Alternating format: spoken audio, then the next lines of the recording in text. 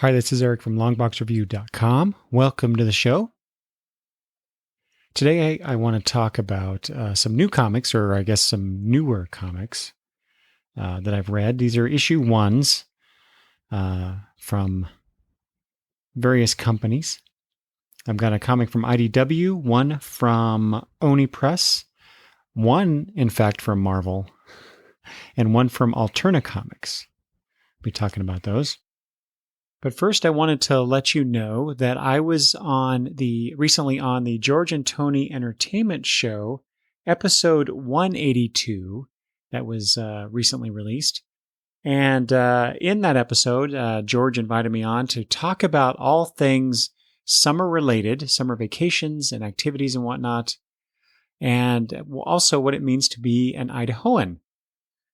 So check that out. Go to georgeandtony.com and subscribe and listen to the show and tell George I sent you.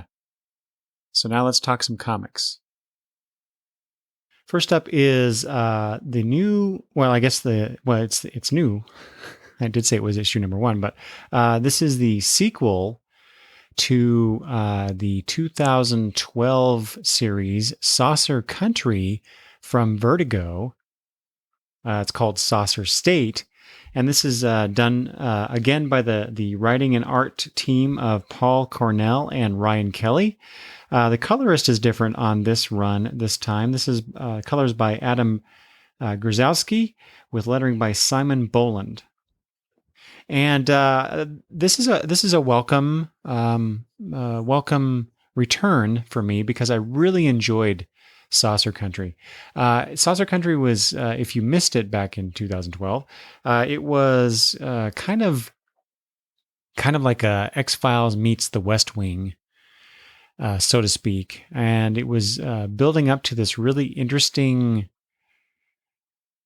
conclusion when 14 issues in, the series suddenly stopped. And I wasn't sure. I was going to go back and look at this, but I didn't before I pressed the record button. So if you know what happened, why the series ended, I'm assuming it's because of sales, but you never know. It ended with issue 14. And which is too bad because I really enjoyed it. It was a good story, interesting premise. The art was good. I like Ryan Kelly in general. And so it went away, but then I started hearing rumblings shortly thereafter that the creators were able to keep the concept and they could bring it back anytime. And now here we are 5 years later, five-ish years later, and we've got Saucer State. So in case you're not familiar exactly with the premise, so we've got the first page of the comic. You turn it over, and you've got this text with the accompanying, almost like they look like photos laid over this government-looking document that's even redacted in various places, although it doesn't really affect the story it's trying to tell. So I'll just read this to you real quick. I hope anyway, because it's actually rather long. When Arcadia Alvarado was the governor of New Mexico on the eve of announcing her presidential run, she and her troublesome ex-husband Michael were abducted by aliens. Dun, dun, dun. Her memories of the experience are surreal, but she knows it included physical, even sexual abuse. She told only her closest advisor, Barry Brooks, and horrified campaign strategist, Chloe Saunders. Arcadia brought in Professor Joshua Kidd, an academic who studies the UFO phenomenon, from a careful but open-minded distance.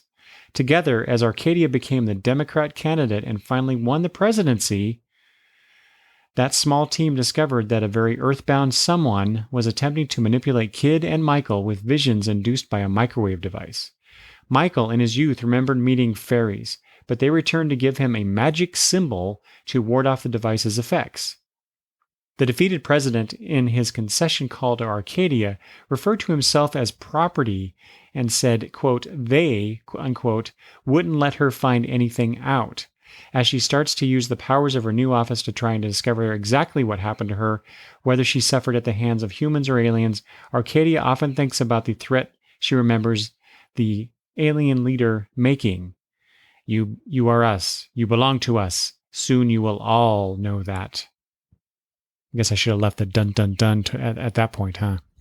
Anyway, the next few pages is basically, again, a recap of what I just read, a recap of the basically the introduction of the series Saucer Country, and then we get into modern times with Arcadia Alvarado as president of the United States. And they're from there. There's some interesting things. You basically get reacquainted with the characters, along with some other characters thrown in. There's a Republican. I don't know if he's a senator or I'm not sure what he is at the moment. Guess I didn't catch that on the first read through. There's this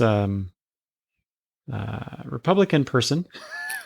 Republican guy who is talking with the campaign strategist, and he kind of reminds me a bit of he's kind of like an amalgamation of Trump and some other Republican candidates or Republican politicians. Anyway, I really like some of the things that the campaign strategist says to him, some of which I won't repeat because that would require me to put the mature label on this episode, and it's just not worth it. Even though I like I said, I really like her candor, and this is I keep saying the strategist. I just said her name. Yeah, Chloe Saunders. So Chloe is. As the Republican guy says, she's got a foul mouth. So it's kind of refreshing to see that in comics. Beyond that, the story is pretty basic in terms of reintroducing the series. The president's meeting with various people, talking about things, and just trying to get to the bottom of this mystery, this involving the aliens. Which, look, I should say, if you see the cover to Saucer State, they look like the typical bug-eyed gray aliens from the X-Files, and of course, science fiction lore of many decades ago. But this is the real popular. I'd even almost say romantic view of aliens that we have in our popular culture. And let's see, a couple more things here. Well, basically, I go back to Chloe here. I'll just describe this little scene. So Chloe Saunders is talking with the president and a few other people, and she says, "I think the end of the world is coming. Apart from everything else, the way meaning is collapsing. I liked meaning. I need meaning. Do you know how many calories there are in this 0-calorie soda? 15." I just like the idea of the post-truth world that we live in. She also makes a comment about she makes something about post-truth. And if your opponent is any of the nutjob unpoliticians who are deliberately lowering the bar.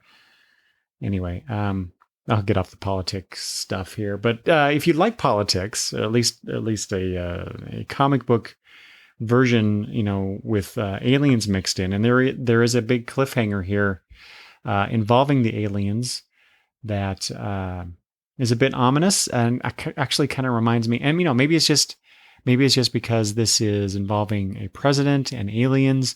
It reminds me a lot of Letter 44. Just on the surface. But this is a very different comic than Letter 44 for sure. But I am looking forward to seeing where this goes. I believe this is a 5 or 6 issue series, but it's a nice return to a series that I really enjoyed a few years back. Next up is issue 1 of The Damned from Oni Press. Like I said, this is by Cullen Bunn, Brian Hurt, with Bill Crabtree. By colors by Bill Crabtree and lettered by Crank. This is a return to an old series I think that came out originally in 2006 by that same team. So I know of this creative team, Bunn, Hurt, Crabtree, from their wonderful, fantastic series, The Sixth Gun. Thank you, Travis, for that recommendation all those years ago. Anyway, after The Sixth Gun was done, it was announced that these gentlemen would be returning to their series, The Damned, that they, like I said, came out just about 10 years ago now. And in preparation for that, this is how you. This is a note for all publishers out there. Actually, I'll go back to Saucer State in a minute, but this is how you do it when you have a series returning, like The Damned here. Actually, except for one of these comics I'm going to talk about, they're all kind of returning titles in a sense. And the other one is two and within the story. I'll explain later. Anyway, I'm getting off topic here. This is how you do it. When you have a returning series, you release the original series as a trade before issue 1 of the new series comes out. So that, like a month before, which is, I believe, what happened here with The Damned Volume 1, 3 Days Dead. Plus, it was only $10 retail, so which was a nice price point for something like this. So I really appreciated that, but it gets better. I'll mention that in a second. So, this is the way you do it. Unlike what IDW did with Saucer State / Saucer Country. So I believe, if I remember correctly, the trade collecting Saucer Country was solicited at the same time as issue 2 or 3, perhaps even, of Saucer State. And I thought, well, that was really kind of silly. Maybe there was some legal entanglements preventing that, or I don't know what, but I think it was a lost opportunity to drum up interest and perhaps more sales by not having that original series. Now, having said that, having that original series available in trade before issue 1 of Saucer State come out.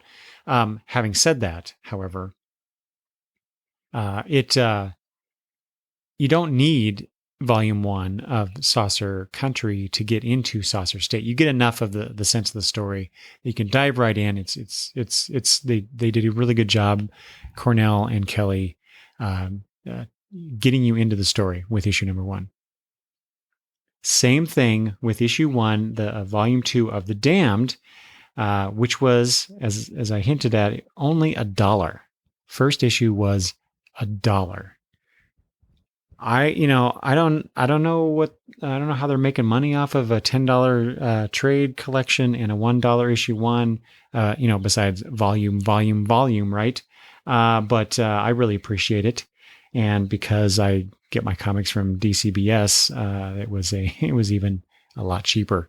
So, great for me, as a price point, but again, I read the Volume 1 of The Damned, really enjoyed that story. It looks like The Sixth Gun, except it's Prohibition era gangster type stuff with a bunch of demons thrown in. So instead of your typical mob bosses and that kind of a vibe, you have mob bosses, but they're demons. They're actually demons, and the main character Eddie is the protagonist here. And, he's not such a great guy himself, but he has this unique ability to where if he is mortally wounded, he can die. Physically, he can die, but his spirit can't move on because of this, he was damned in this unique way. But if his body is touched by another person, that person takes on the wounds of Eddie that Eddie endured, and he's healed. However, he doesn't come out of it unscathed, because you see Eddie with all these scars across his face, and I'm sure other places too. Issue 1, he gets his throat slit, and there's blood everywhere, and until that's rectified. But it's really good. this is such a great team together. Bunn, Hurt, and Crabtree. The colors are muted except for when they don't need to be, like with all the blood, or a particular character is wearing this red dress, so draws your attention there. Crabtree really knows how to use colors in such a way that makes things pop and draws your eye in. I really like that. If you're familiar with Brian Hurt's work on the Six Gun, this will be no different. It's just a different premise, different time frame, but you can definitely tell it's Brian Hurt's work. I also like this too because I actually like comics that have lots of words, and Cullen Bunn really gets you into the voice of the character or characters, especially Eddie here. But there's a lot of words on the page, whether it's in these caption boxes or even dialogue boxes. There's a lot of stuff here to read, so you get your money's worth, especially a $1 comic. But it doesn't. I never felt like the word balloons are affecting the art in any great fashion. So you still have all this wonderful panel work by Brian Hurt, and with a lot, you're chewing up the words as you're reading them. So like I said, you're getting your money's worth out of it. So I really like that. Now, the premise of this first issue is leads off directly from volume 1 of The Damned, from the trade, in that Eddie now runs this this club called, I think it's called the Gehenna Club, Gehenna Room. Is it Gehenna or Gehenna? I've always pronounced it Gehenna. Anyway, I may be wrong about that. If you know, please let me know. I'm gonna go look it up. But anyway, so he's running this establishment based off the events of, like I said, of volume 1, and then towards the end of the book, one of his old pals, Polly Bones, walks in, and Polly is a wanted man, but Polly implores Eddie to take him in, basically to protect him from all these other people. And you find out a little bit in issue 1 why all these people are after him. And I've already read issue 2, so I know what's going on with that. And it's an intriguing premise. So I am definitely on, I'm on this for the long haul. I can't imagine this ever going bad based on this team's track record with the Six Gun. So this is really good. I highly recommend you picking up The Damned. And we go from one comic that starts with a D to another. This is the Marvel's The Defenders. This is their kind of media tie-in, so to speak, with the Defenders Netflix series, because this Defenders team, unlike past Defenders teams, is composed of the quote-unquote street-level heroes: Daredevil, Luke Cage, Iron Fist, and Jessica Jones. So, straight up cashing in on the Netflix vibe, right? But you know what? This is by Brian Michael Bendis, writer, of course. Artist is David Marquez, with color artist Justin Ponzer and VC's Corey Pettit on letters. So I'm not. I know I've heard, or I've heard of David Marquez. I couldn't tell you offhand where I recognize his work from, because I do recognize it, and I really like his style, and the colors and the art really mix well. There's some really cool blending of colors in the panels and contrasts as well. I'm looking at this panel featuring, it's kind of like these, every once in a while when they introduce the character, it's kind of like I don't know, I'm thinking of a movie. I can't remember what it was. Maybe even Scott Pilgrim. I don't know. But suddenly a character will appear, like Iron Fist suddenly appears in Jessica Jones's hospital room. He just kind of walks in, and then you turn the page, and then the top panel on the next page is him standing there with, the Iron Fist logo, text logo, with a bunch of things in the background in kind of a red monotone color scheme, showing the past of this character, so that you, I guess, can know who the character is. I don't know. It's it's kind of like a calling card, so to speak, of the character, and all the characters get that, which is an interesting choice. I'm not sure why they're doing that. Because these are the established Marvel characters. They're not the TV series versions of these characters. It's not that kind of a tie-in. They're just trying to take advantage of the potential interest in the Defenders TV show that's coming. Anyway, enough about the TV show, because this has, as far as I know, nothing to do with the TV show other than these same characters, and they are called the Defenders now. The basic premise of this is not somebody, we find out who very quickly, Diamondback, which is a character I've heard of, but I don't really know anything about other than what I'm reading here in issue 1.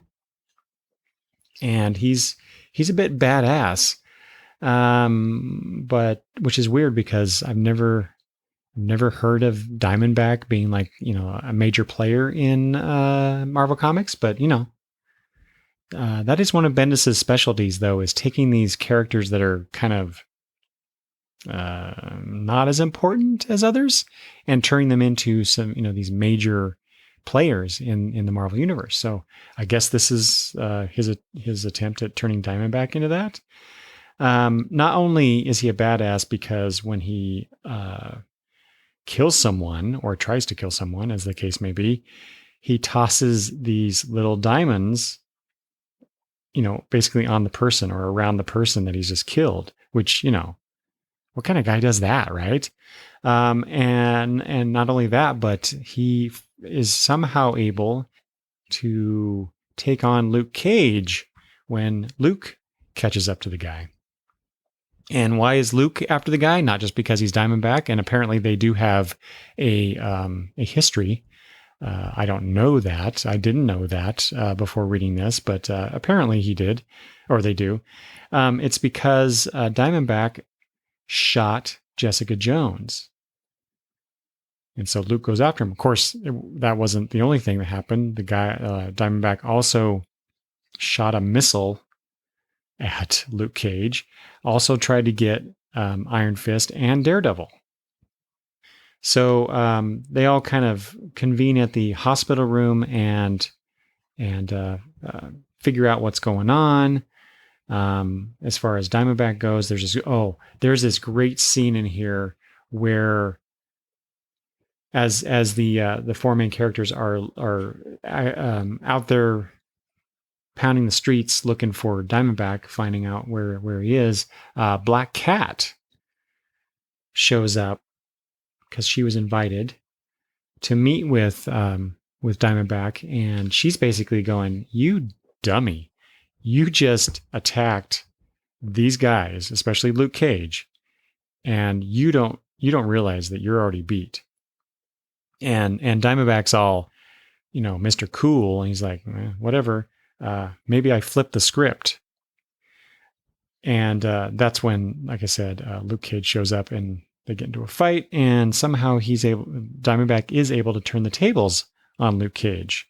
And there's this, the comic ends with this great panel of Diamondback saying some things about Luke Cage coming alone, and you see this look of utter fear creeping up on Black Cat's face, which I thought was really nice touch. Like I said, I really enjoyed this. I've always liked Bendis's take on Daredevil, especially, but Luke Cage ever since the New Avengers days, and I like his work on the Jessica Jones title. So this kind of dovetails nicely into that. But so at least 3 of these characters I really, really like under Bendis's pen before, and here they are all together. And then you have also Iron Fist, which is actually one of my favorite Marvel characters. And I love Iron Fist and Luke Cage together. Anyway, so it's like Heroes for Hire meets New Avengers, sort of, in a way, and crossed over with the Marvel Netflix TV series. Anyway, so I really enjoyed this. I can't wait to read more. And like I said, the art. Oh, speaking of the art, I will make one complaint in that, and I realize that different artists have different interpretations of these characters. But this Jessica Jones looks a tad more like the Jessica Jones from the TV series than the Jessica Jones that we see in her own title. But, different artists. I totally get that. But that's the only thing. I kind of wish this Jessica Jones looked more like the Jessica Jones from her own title. But, minor quibble. Everybody else looks great. Like I said, the arts, I really enjoy the art. There's not a lot going on here in terms of interesting panel or page construction. It's mostly just a bunch of rectangular panels on a page, but it does the work, does the job. And I really like the colors mostly. Yeah. Justin Ponzer. It's not a name that I recognize as far as colors, but I'll be paying attention to it from now on. Oh, and in the back, the last few pages of this is a Pulse interview written by Ben Urich with Luke Cage. So it's kind of, it's like Ben Urich interviewing Luke Cage. It was actually quite a good read, and done very well.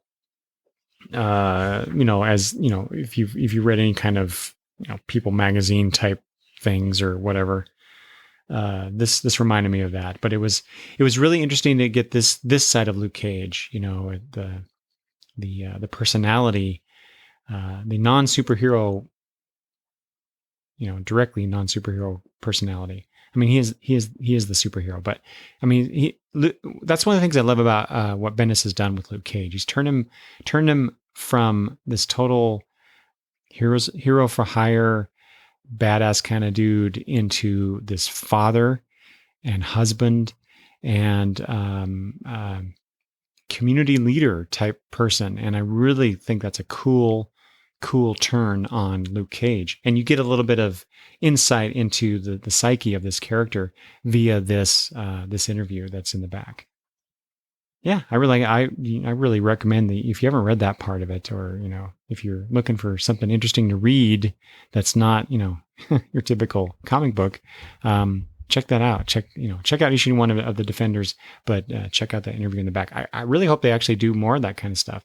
Maybe not every issue, but it would be nice to have a little bit more of that, maybe spotlighting some of the other characters as well.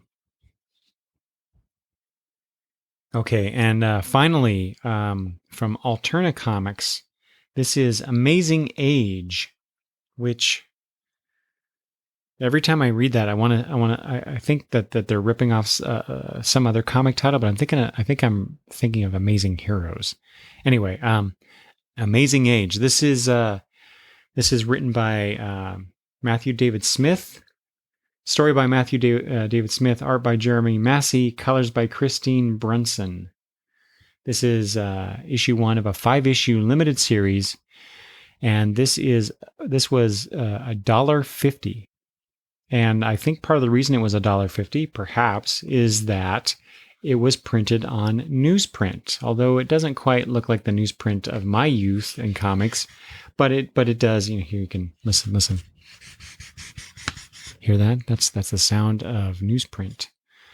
Anyway, so I remember seeing this in previews and thinking, well, that's an interesting marketing ploy. Get people to buy comics that are cheaper, half price essentially, and printed on nostalgic paper. So I got it. And then I'm taking a look at, I see the cover, and I'm up close, not just something in previews. I see the cover up close and I go, what did I do here? Because the art looks rather simplistic, like someone who's been drawing for maybe a few years and puts out a comic, and it's done in a style where you can just kind of tell that they're not at their prime in the craft. But so you got on the cover, you got these three costume characters in color bursting out of this the paper.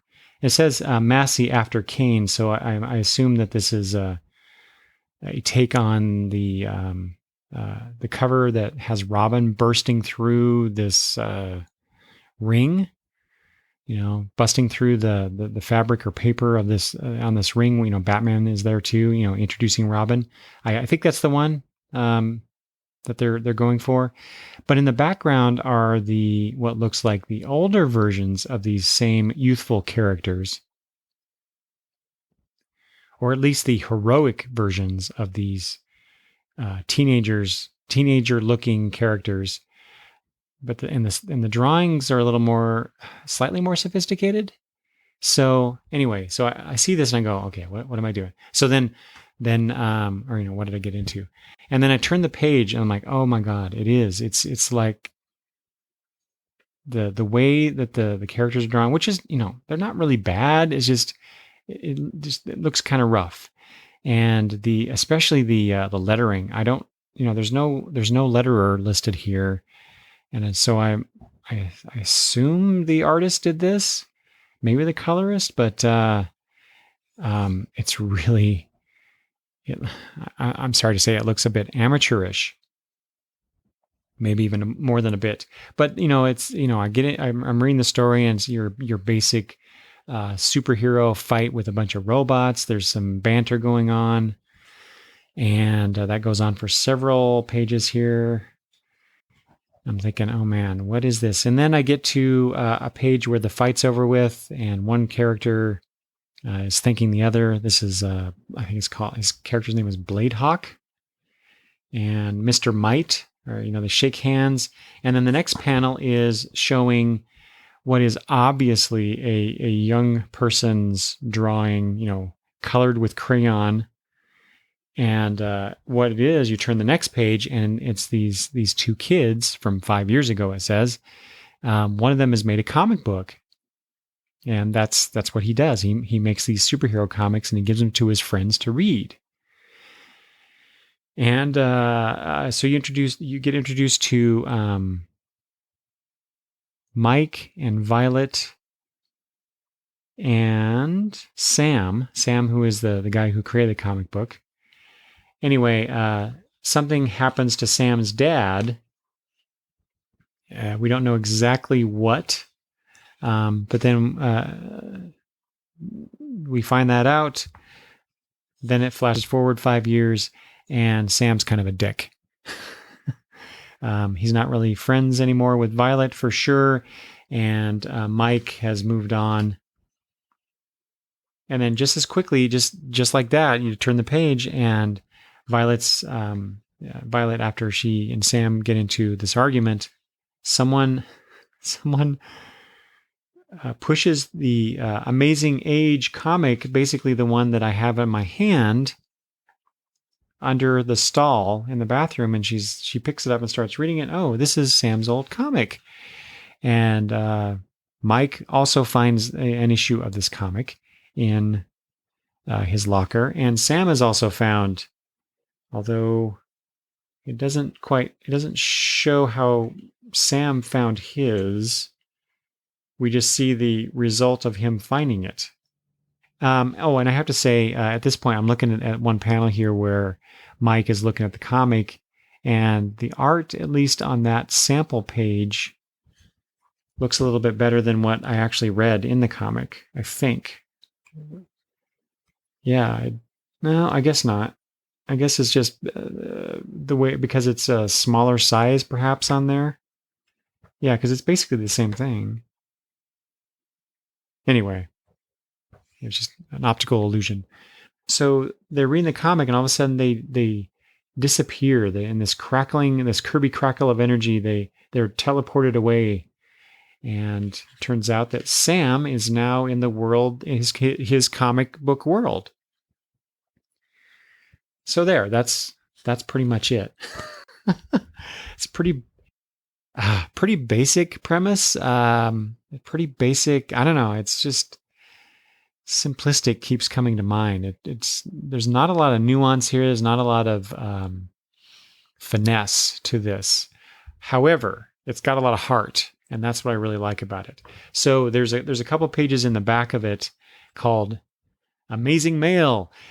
This is what I like about this. So the who was it? I said Matthew Smith. So the writer Matthew Smith, he made comics when he was younger. Between the ages of 6 and 15, he said he wrote and drew his own superhero stories, just like so many other comic fans, like me, and the character of Sam. And so he's channeling a lot of this. He even shows the says here one of the original covers that he drew as a youth around 1986, and it is just your typical wide ruled paper with the hole punches and everything, and it's called The Jets in black and white, and it's got these really simplistic drawings, things that basically I could do now because I'm not an artist. But not only that, but it's stapled around the edge there on the left, and it's got a little box that says number 7, 75 cents. I mean, he totally did this. He did what I used to do. There's another issue of The Jets, number 2, where it's actually colored. I'm not sure why. Why was number 7 in black and white, but number 2 was colored? Anyway, but he basically the guy talks about, this is what he used to do when he was a kid. He would create comic books, and now he has a chance to do an actual, honest to God superhero comic book. And I just love that idea. So despite my misgivings about this, the way that it is presented, the way that it looks, I'm totally in. I can't wait for the next 4 issues of this just to see how much, well, I guess really just to see, does my own nostalgia mesh with Mr. Smith's nostalgia in the sense of whether or not I will enjoy this, I guess. So anyway, he wants us to put an old school letters page in the next 4 issues. So please write us. So I think I might try that. But yeah, it's weird. It's not something I would normally care for just because of the production values going on here. I can't decide really if this is as I said before, a lack of sophistication on the artist's part, or this is they're going for a particular vision, a particular look. I kind of think that's what it is in part, because there is a difference in the art quality or the art style of the first several pages in comparison to the rest of the issue that's set in the quote unquote real world. But there's things like this that kind of bug me. There's a panel after Mike and Violet see Sam breaking down because something bad's happened to his dad. Well, his dad died. We don't know how though. There's a close-up of Mike holding the Amazing Age comic that Sam had given him just minutes before. And it's just this, this panel takes up over a half of the height of the page, and it takes up almost half of the width of the page. And it's just an arm showing the comic with like 6 lines denoting some sort of movement with no background. So, really simplistic, but I remember seeing comics like that. I remember seeing panel, maybe not drawn like this, but it really does evoke a certain past experiences, I guess, in my mind at least, or at least that I can recall. Well, anyway, we'll have to see how this turns out. But like I said, I'm in for the ride, so we'll see. And I'm always on the lookout for new and interesting superhero characters and takes on superheroes. So there you go. That's it. That's all I have today. I hope you are intrigued enough to take a look at these comics if you haven't already. And if you have, though, if you end up getting these comics or already have and you've read them, drop me a line. Let me know what you think of them, what you thought of them. Whether you agree with me or not, I'd appreciate any kind of feedback about my little critiques of these particular comics. So, and you could do that by emailing me at longboxreview@gmail.com, or you can leave comments at the website longboxreview.com, or you can at me on Twitter at longboxreview. I want to say thank you very much for listening. I really appreciate those of you that continue to listen to the show. And if you're a new listener, I hope you enjoyed this one and continue to listen to the show. You can always find all my previous episodes at longboxreview.com/podcast or on your particular podcatcher of your choice. Once again, thanks for listening, and I will talk to you later. Bye-bye.